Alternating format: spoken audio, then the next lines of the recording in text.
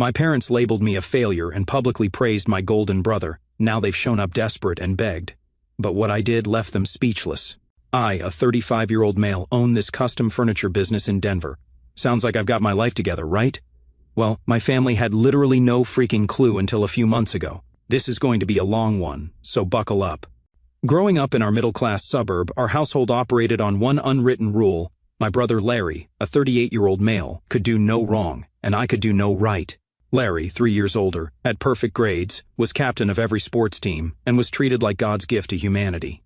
Meanwhile, I was the family disappointment, breathing valuable oxygen that could have gone to Larry. I once overheard my dad on the phone with some neighbor, talking about me like I was a mailroom intern. Yeah, Alex works at Boeing. He's doing something entry-level with wings or rivets or whatever. I was designing structural systems for defense aircraft, but sure, rivets or whatever. The comparison started early as hell. When I was 6, I built this fort that my dad called structurally unsound before straight-up kicking it apart to show me how it's done. That same week, Larry stacked some Legos, and my parents acted like he designed the freaking Space Needle. Not even exaggerating. My 8th birthday was when I first realized where I stood in the family hierarchy. Larry had a baseball game that day, so my parents rescheduled my birthday party without telling me.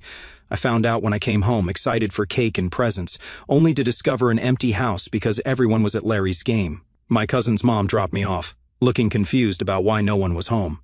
I sat on the porch for 2 hours in the Denver drizzle, getting soaked and wondering if I'd gotten the date wrong.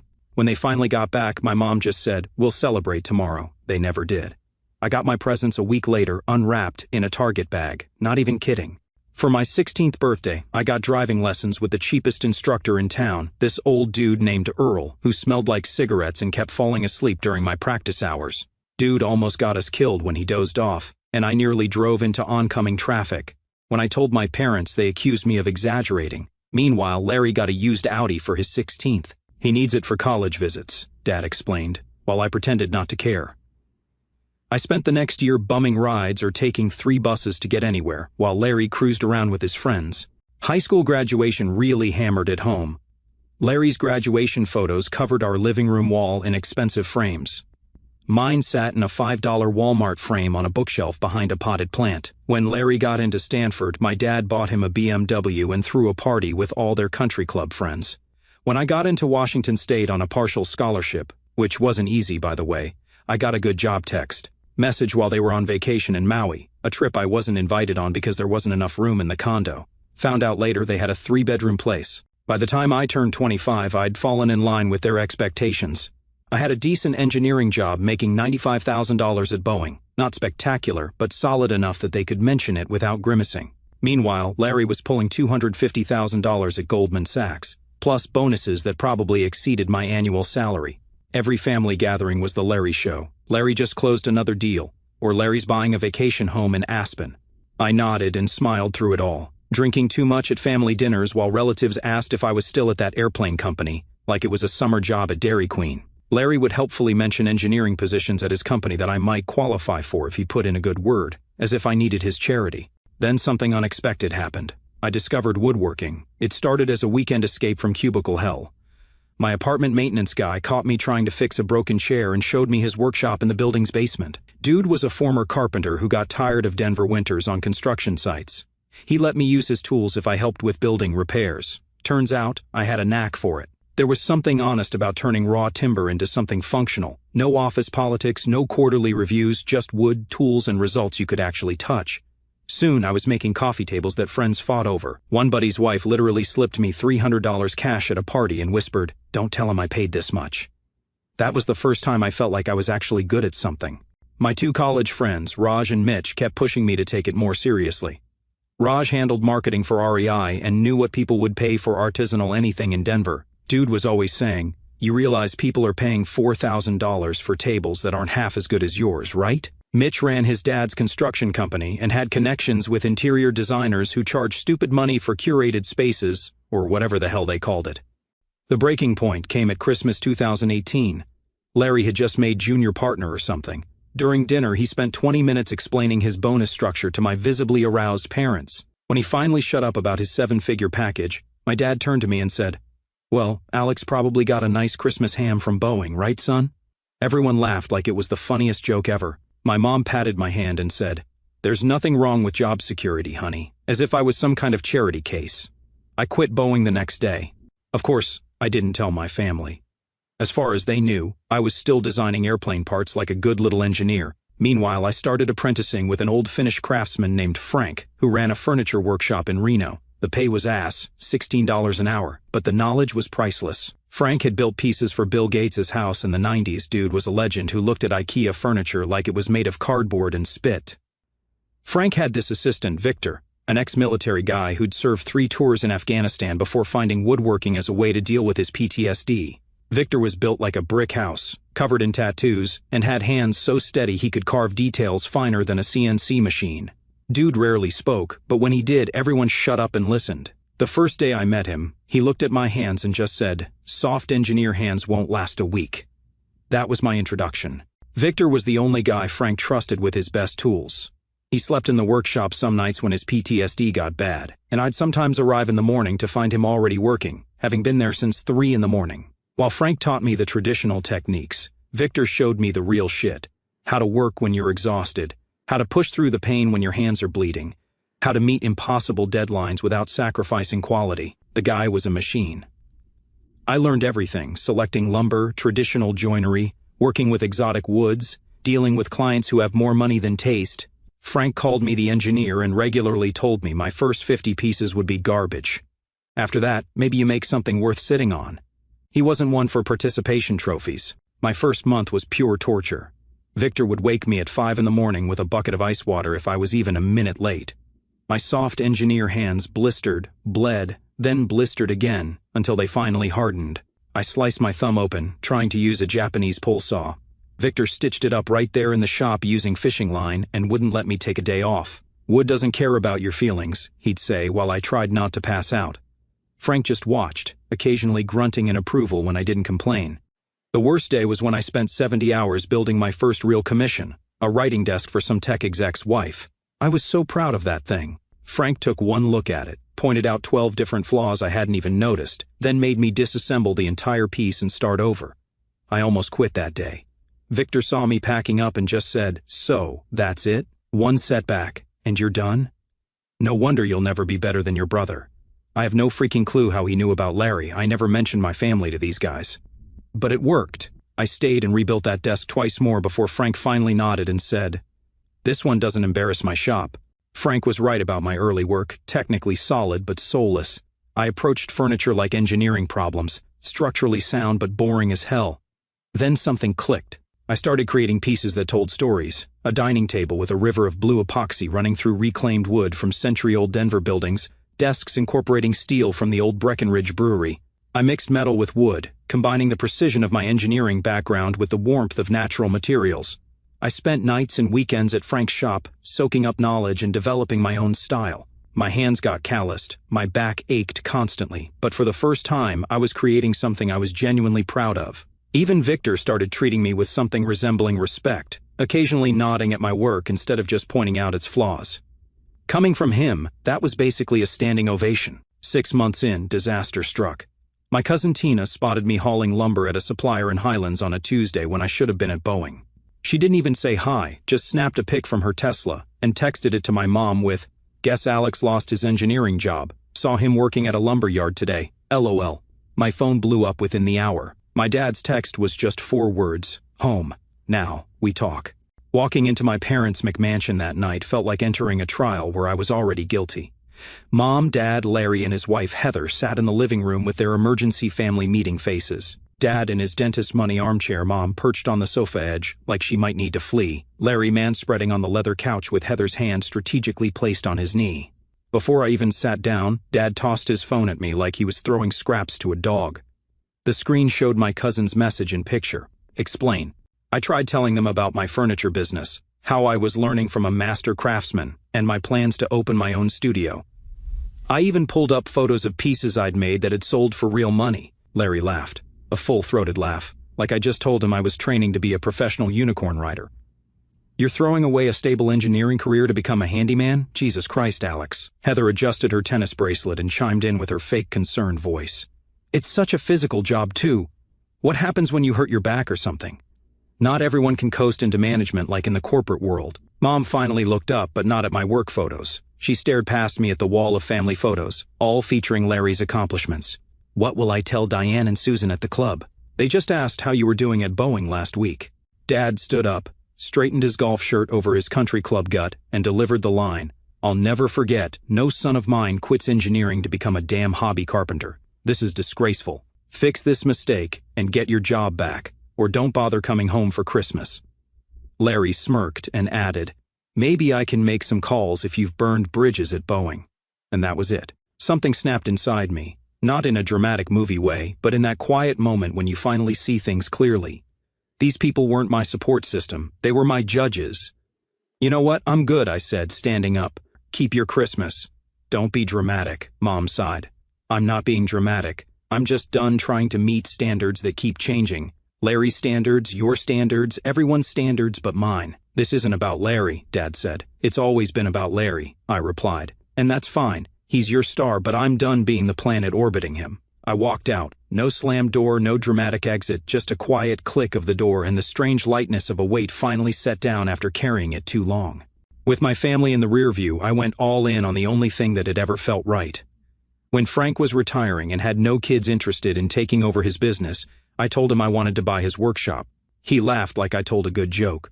"With what money, engineer?" But he saw something in me, maybe the same stubbornness he had at my age. He offered to sell me his tools and client list for payments over 5 years. No banks, no collateral beyond a handshake. That's the kind of dude Frank was, old school to the core. Victor shocked everyone by asking if he could stay on if I took over. Apparently, the gruff hard-ass had decided I wasn't completely useless. "You need someone who knows what the hell they're doing," he said, which was as close to a compliment as I'd ever get from him. Frank seemed surprised, but nodded like he approved of Victor's decision. I convinced Raj and Mitch to join me. Raj was tired of marketing overpriced camping gear to tech bros who'd never sleep outdoors. Mitch was sick of building cookie-cutter homes for his dad's development company. We pulled our savings, $95,000 from me, my entire Boeing 401k plus savings, $60,000 from Raj and $80,000 from Mitch. We took out another $150,000 business loan with my condo as collateral and kept Frank's location in Reno. I won't mention the real name, so let's call it Grain and Timber. When we signed the final papers, Frank handed me a small wooden box he'd made. Inside was a set of his personal carving tools that had belonged to his father. "Don't screw this up," was all he said. Victor stood in the corner, arms crossed, and just gave me a single nod. Coming from these two, this was basically like being knighted. Those first 2 years nearly broke me, physically, mentally, financially, all of it. 18-hour days bent over a workbench. I lived on ramen, coffee, and ibuprofen. My hands cracked and bled during Denver's dry winters. I showered at the workshop most nights because I was too tired to drive home. One night I even sliced my hand open on a bandsaw because I was too exhausted to focus. We couldn't afford employees, so Raj handled marketing while stocking shelves at REI nights. Mitch managed clients while still working part-time for his dad. I built until my back felt permanently curved over a workbench. The shop became my life. I'd wake up at 5 in the morning, work until 11 at night, crash on the cot in the back room, and do it all again the next day. The first year was brutal. I nearly gave up at least once a month. We'd get commissions that barely covered materials. I'd spend 80 hours on a table that sold for what amounted to about $8 an hour for my time. My electricity got shut off at my apartment because I forgot to pay the bill for 3 months. I was barely there anyway. Victor let me crash on his couch for a week, which consisted of him waking me at 4 in the morning, throwing cold water on me, and telling me to stop feeling sorry for myself. Tough love, but it worked. I started to wonder if my family was right. Maybe I was just a delusional failure. I actually called Boeing HR to see if my old job was still available. The day after that pathetic moment of weakness, we got our first big break. Slowly we found our niche, not selling to super rich assholes, but to people who understood quality, tech workers who'd grown up with craftsman grandfathers, old Denver families who appreciated local wood, young professionals buying their forever dining table with their first real bonus. Our big break came from this writer named Samantha, who wrote for design magazines and had a massive Instagram following. Not one of those fake influencers, but someone with actual credentials and taste. She wandered into our workshop looking for a custom desk for her Denver apartment. I remember being annoyed at the interruption because I was trying to finish a commission on deadline. Victor, surprisingly, was the one who took time to show her around while I kept working. She watched me for an hour, just silently observing while I fitted joinery on a credenza. Finally, she said, "You're not marketing yourselves right. You're not selling furniture, you're selling stories." She traced her finger along a piece of elm I was working with. "Where's this from?" Turned out, it was from a 120-year-old tree that fell during a windstorm at City Park. I knew the whole history because I'd personally salvaged the wood. She made me tell her every detail about every piece in the shop, where the wood came from, what the building was before demolition, who might have touched these materials in their previous life. 2 weeks later, she published a 4-page spread about us in 5280 magazine. She wrote about how each piece carried the DNA of Denver's history. The photo she took made our dusty workshop look like some kind of mystical craftsmanship temple. We specialized in pieces with stories. Tables, made from Douglas fir salvaged from demolished century-old Denver buildings. Desks incorporating steel from the old Breckenridge Brewery. Headboards built with wood from trees that fell during historic storms. Each piece came with a history card explaining its materials, something Samantha suggested that became our signature. Word spread like wildfire. Her article got picked up by design blogs. Some tech influencer bought one of our river tables and posted it, tagging us. I turned down most of the rush orders and prima donna clients. I wasn't interested in becoming a luxury brand. Samantha became a regular visitor to the shop, bringing designers and editors by. She never asked for a commission or kickback. She just genuinely believed in what we were doing. By year 3, we had a 6-month wait list and hired 2 apprentices, young guys from a local trade school who reminded me of myself, eager to learn but needing a chance. We opened a small showroom in Highlands where people could see and touch our work. By year 5, we had 8 employees and had taken over the space next door to our original workshop. Throughout it all, I still sent my parents $5,000 every Christmas. Not because they needed it, Dad's dental practice did just fine, but because I was still their son, whether they acknowledged it or not. The checks were always cashed within days. They never called. I heard about Larry through extended family and social media.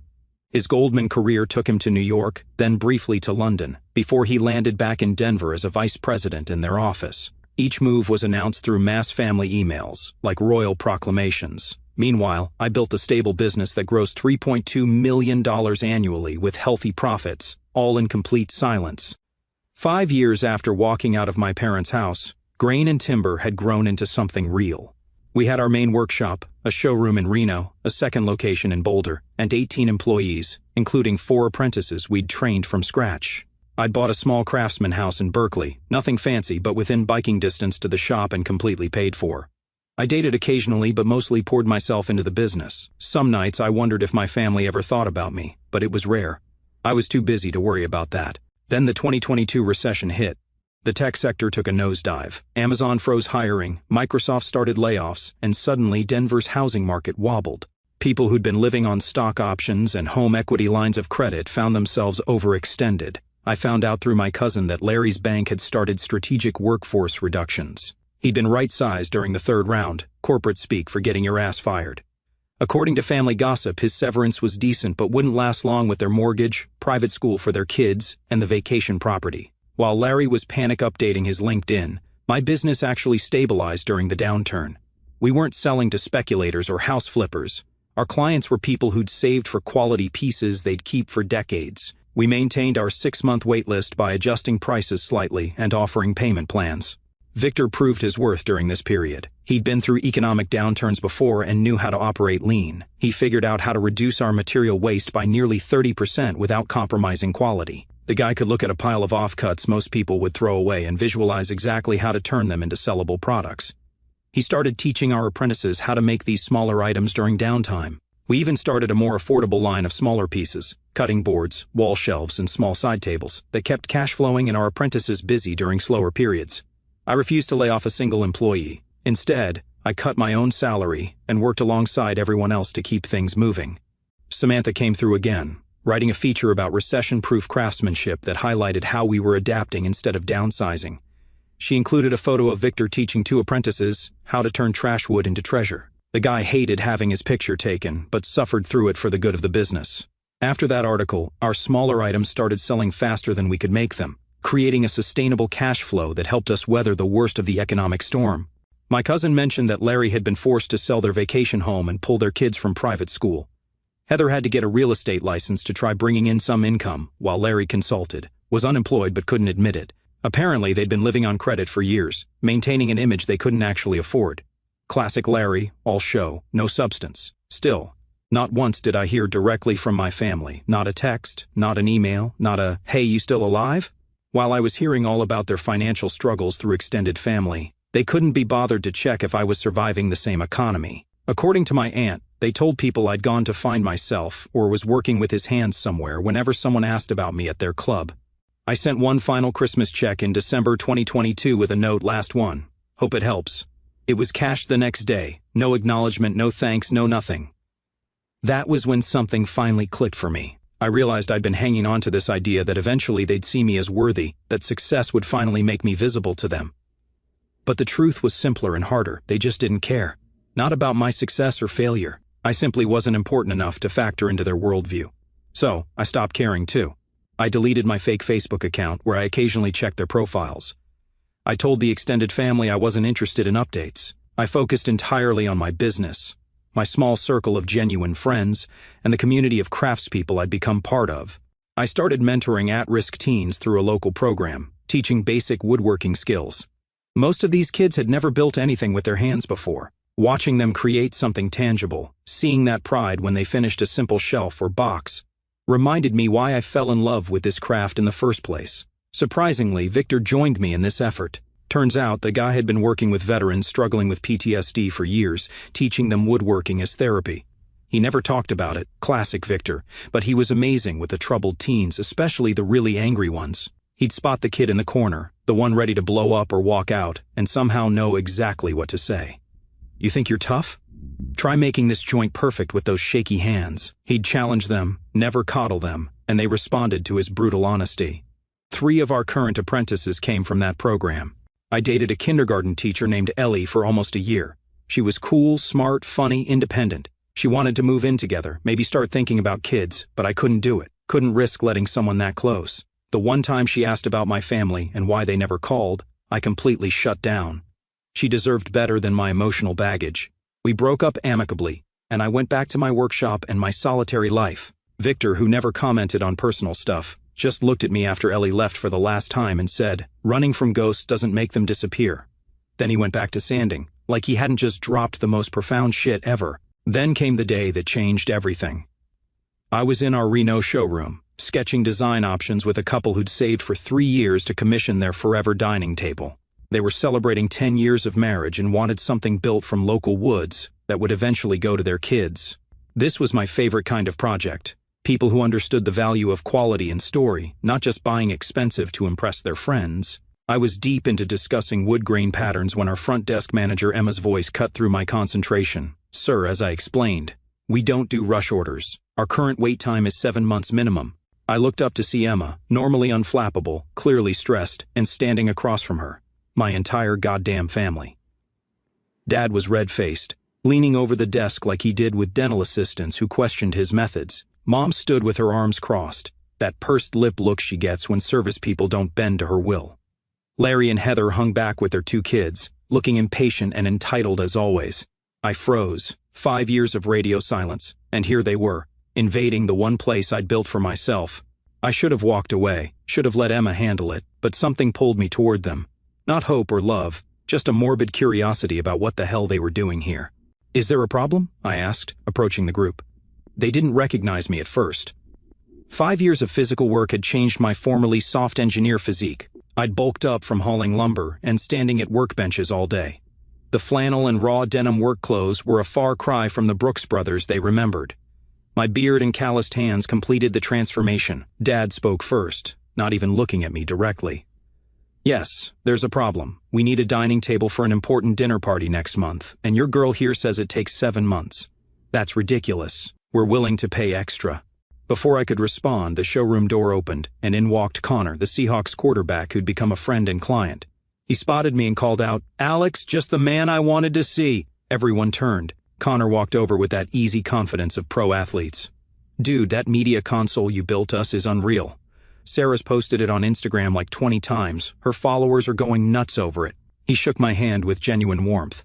I'd built pieces for his home last year, nothing flashy, just honest work he appreciated. "Everyone keeps asking who made it. You're about to get slammed with calls from the whole team." Larry's mouth literally fell open. My father's face went from condescending to confused in seconds. Connor glanced at my family, sensing the tension. Sorry to interrupt. These clients? No, I said simply. Just some walk-ins with unrealistic expectations. Connor laughed and clapped my shoulder. Their loss. Call me about that custom dog bed we talked about. Brutus deserves the best. He headed out, high-fiving one of my apprentices who was staining a tabletop near the door. The silence that followed was thick enough to cut with one of my Japanese chisels. My mother recognized me first, her hand going to her throat, that theatrical gesture she does when she's shocked. Alex, is that you? Dad's eyes narrowed, trying to process what was happening. Larry just stared, his face a mix of confusion and something else, maybe envy. For once in his life, he wasn't the center of attention. Victor emerged from the back workshop, carrying a massive slab of walnut for another project. He immediately assessed the situation, his eyes narrowing as he looked from me to my family and back. He said nothing but positioned himself near the counter, arms crossed over his chest like some kind of bearded, tattooed sentinel.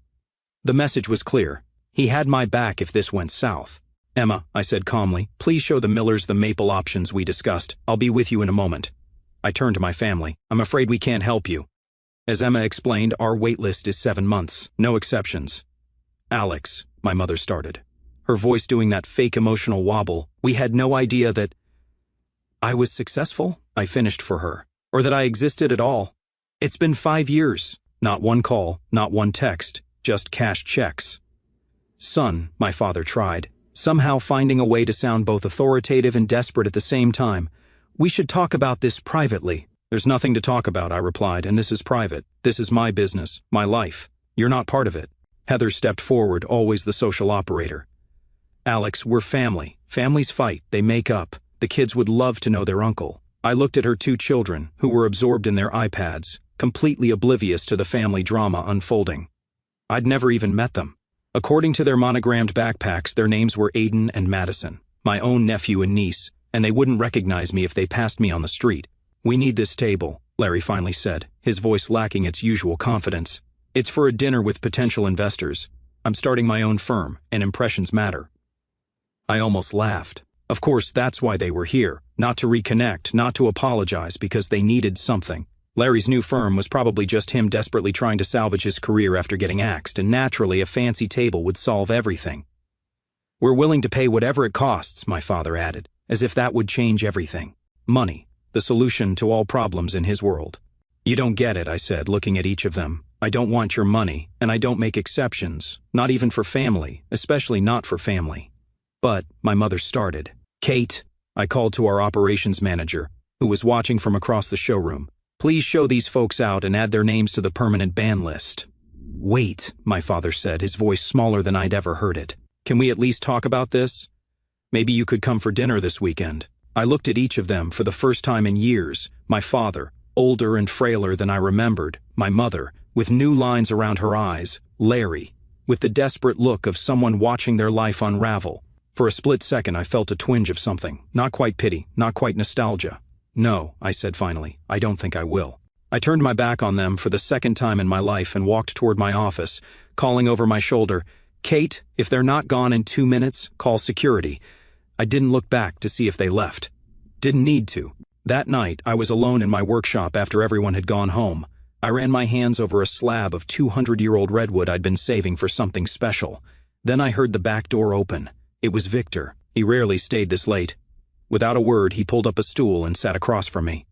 For a few minutes, we just sat in silence, him studying my face while I traced the grain of the redwood. Those people, that was your family, he said.